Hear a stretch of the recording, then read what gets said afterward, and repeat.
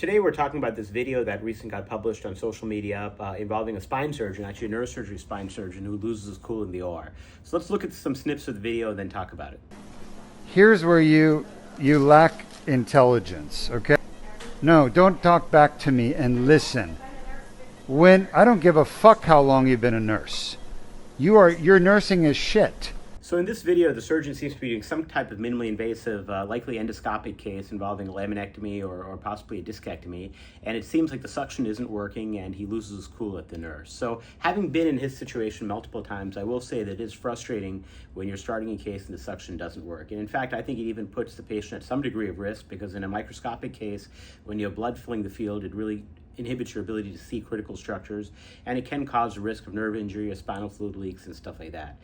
With that said, however, the response clearly is inappropriate, and there's no room for that type of response. The surgeon's response in this case is clearly inappropriate. When you lose control of the OR like that, you lose control of your ability to make good decisions under pressure, which is a critical thing that any surgeon needs to do. So what are the ways you can handle situations like that? Because this is something that comes up more often than not. I've had situations multiple times in a day where the suction doesn't work, but how do you handle that without losing your cool? I think there are three different strategies I've used in the past, and maybe other people in medicine, other surgeons can opine on what worked for them.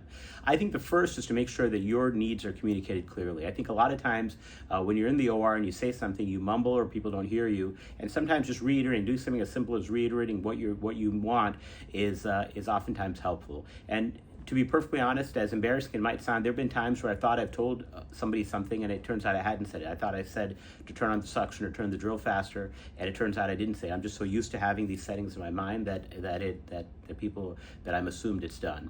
The second is when the temperature does rise in the room and people don't get along, it's oftentimes good to have a release valve, someone who's more neutral who you can turn to help rectify the situation. That way you don't get agitated, you don't take your focus off, and you don't say something that's stupid or something you'd regret afterwards. This might be an assistant, a surgical assistant, a PA or an NP you work with, maybe an x-ray tech, maybe a scrub tech, maybe a rep who's covering the case.